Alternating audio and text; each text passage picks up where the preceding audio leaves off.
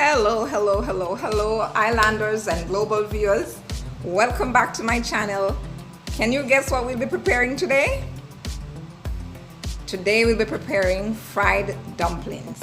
Fried dumplings are very common in Jamaica. Most households, if not all, make fried dumplings at some point. So today we're going to show you how to prepare that, how to get it nice and soft and just the right texture that you want it to be. Stay with us. Alright, here we have all our ingredients.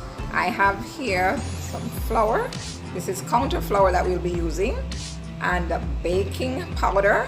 This is 1 tablespoon of baking powder being used with 1.5 cup of flour. Here we have a little bit of sugar, I'll say a pinch of sugar with an equal pinch of salt. I'm just adding a little bit of sugar to give just a little flavor to the dough.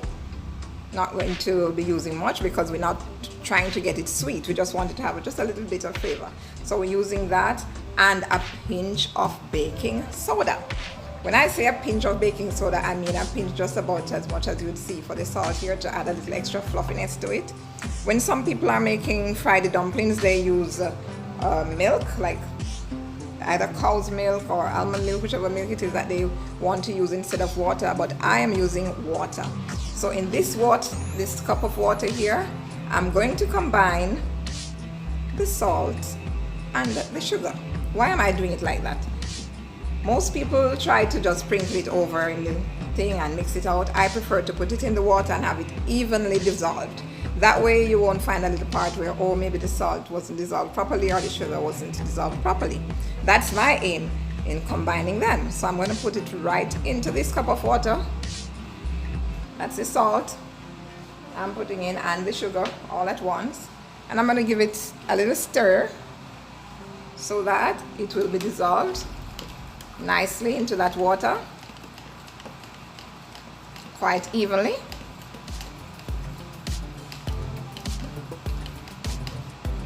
As I said, there are variations of making fried dumplings, but the main ingredients will always be there. There'll always be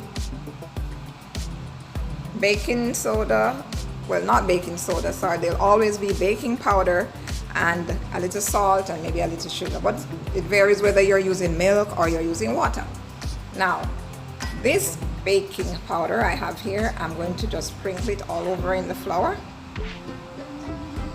trying to kind of easily distributing it around. If you like, you can use a sieve to put it in to get a little even, but I think this is equally fine.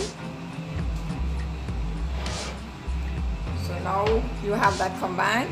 I'm going to use a spoon to just mix it around and get it all even throughout. Get the baking soda all mixed in with the baking powder.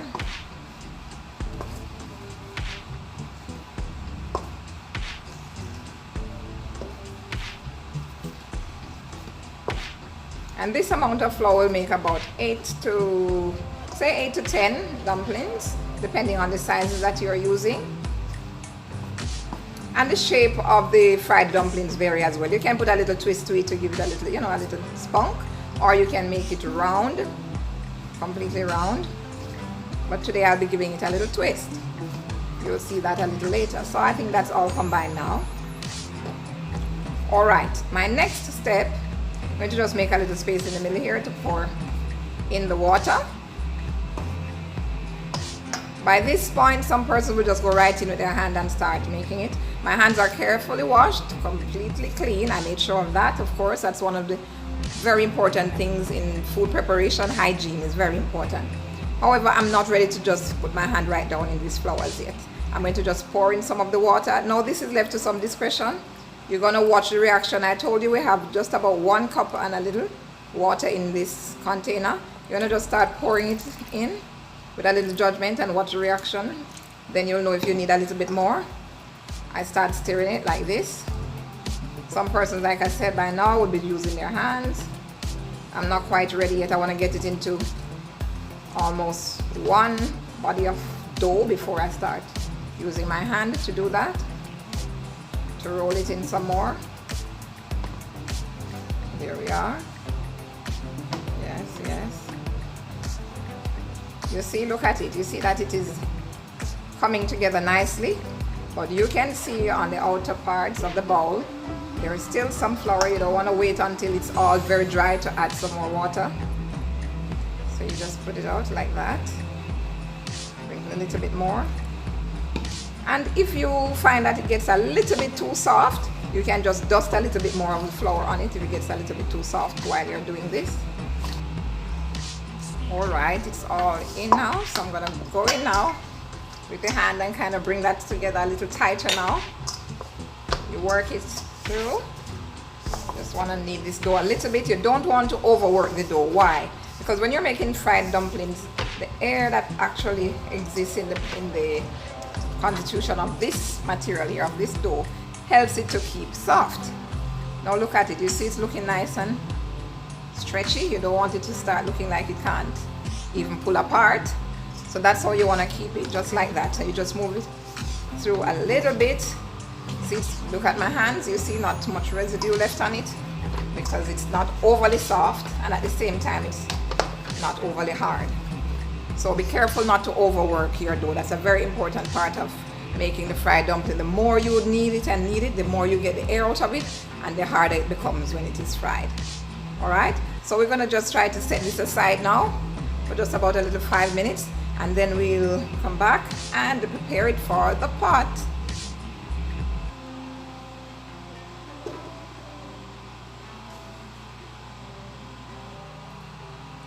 Alright, so we're back here now, and the dough sat for a little while. I've gone ahead and broken them up into some little pieces so that it saves some time when you're ready to start putting it into the pot. You don't have to be spending too long to separate the dough before the other one joins. So break them up into little pieces like this. Gonna start rolling them quickly. The oil is preheated, as I just said, a fairly good amount of oil, because you don't want to be frying dumplings in shallow oil. All that allows for is for the dough to soak up all that oil, and that's not what we're trying to get. We're trying to get the job done without taking on too much oil. Just as I mentioned to you before with the ackee, in that video that we did, the ackee and saltfish. Look, I'm making that little twist like that. Did you see that? Yes, I'm making a little twist because I just want to add a little shape to it. And lower it into that oil. Look at it, it's just barely sizzling, not overly bubbling yet, because you don't want to put it in too hot. When the oil is too hot, what happens is that the outside of the dough begins to fry too fast and the inside is not yet cooked.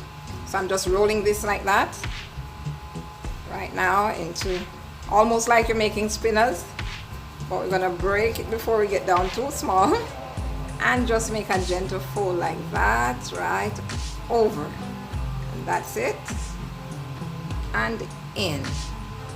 Yes, for good measure I'm gonna just do a round one as well. So you just roll it just like that in both hands, rolling it and moving it around, getting it in a perfect little ball, and there you have it. You can put it in the pot just like that for a rounded one. Alright, but my shape today is the twisted one. Keep rolling like that, not too long. Remember, you're not trying to get out all the air out of the dough before you fry. And then you make a gentle twist like that. That's it. And down in the oil. You see they're starting to rise already? Yes. See me? Bringing it to an elongated shape. Just like I said when you're making spinners. Those of you Jamaicans who like to make the stew peas, you know we like to put spinners in the stew peas. We roll it like this. But in this case, we're not going to make it that small or roll it that long. Alright, and then you just make a twist once more like that. And there you have it, a nice little shape. Down in the oil.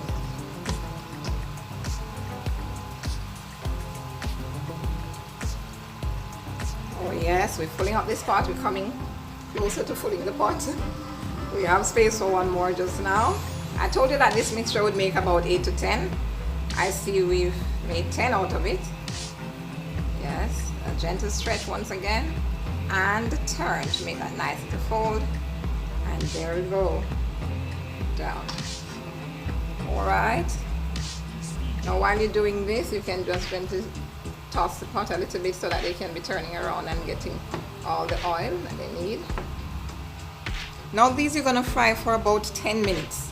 10 minutes on low heat, like I mentioned. You don't want to turn up the heat too high and then outside is really brown and the inside is not ready. So we're keeping it on low heat for about 10 minutes. You can easily toss the pot a little around like that to ensure that they're getting the oil all over. And give it a little time. Now we're getting all brown and lovely. I'm gonna just stay another little 5 or so minutes to soak through some more. Okay, great. These are ready to be removed from the pot now and to put in the last set. But what I'm gonna do is ensure that I put them on a napkin right here in a plate, of course, because we don't want to have any excess oil on it. So we're gonna just move them to a plate. Right here, we have that plate ready and waiting. Yes, with the napkin on it. So we're gonna move them there. Okay, here we go. Moving out, moving out. Nice and golden brown. Look at that.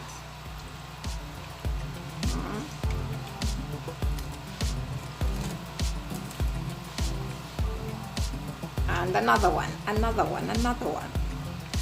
Wow, I can't wait to have this. Yes, and here's a round one that I prepared just to show you the other shape. Well, or another shape, yes. So that one is rounded. So what do you prefer, rounded or twisted? Let me know in the comments, rounded or twisted.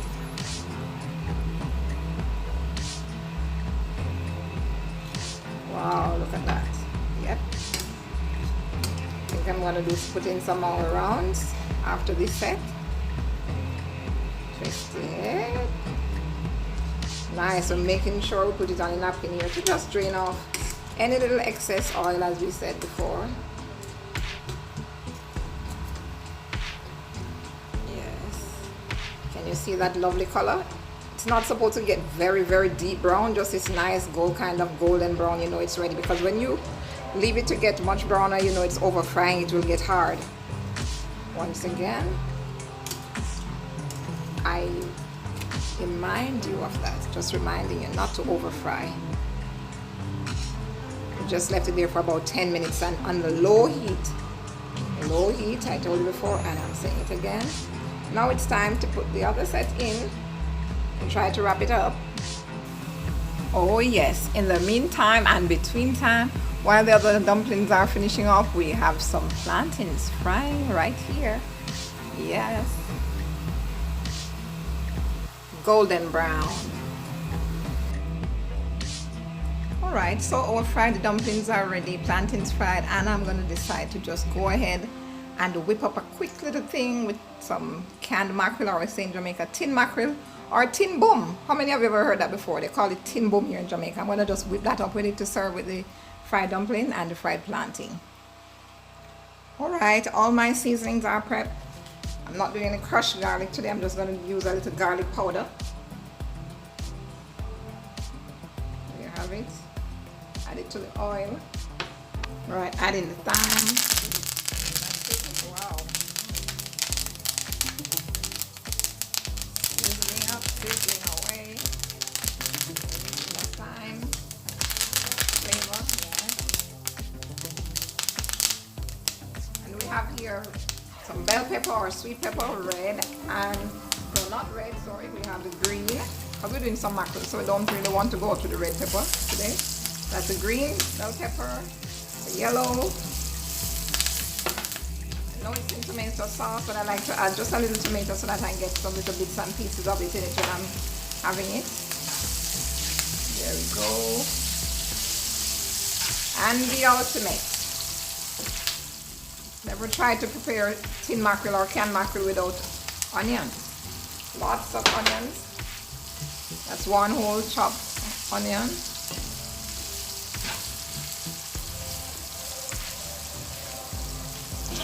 Good, good, good.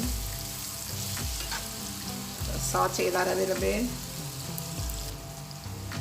Now we're gonna go ahead and just add that mackerel. To give it a nice jerk to get it out of the can usually. And that's it, it's all out.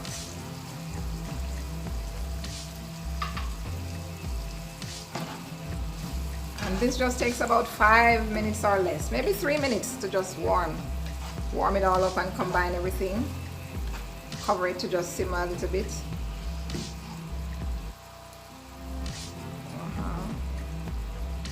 Yes, it's like lunchtime is ready.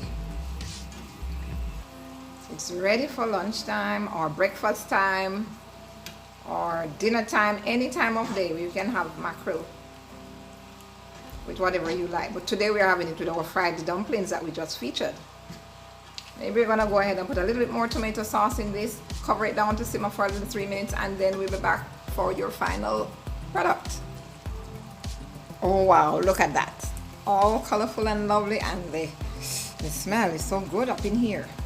Really smelling good. Oh, I can't wait to get this down. A light sprinkle of black pepper. Yes. We haven't chopped any pepper in this because we're going to be serving the pepper on the side. But usually when you're doing mackerel, you know, you want to have pepper to go with it. It enhances the flavor, you know. All right, there you have it. Fried dumplings, twisted and rounded ones, served with avocado and fried plantain with mackerel, fried up mackerel. That's a canned mackerel. Hope you enjoyed this video. Thank you for watching. Remember to like, share, subscribe. Bye. See you next time. Ciao.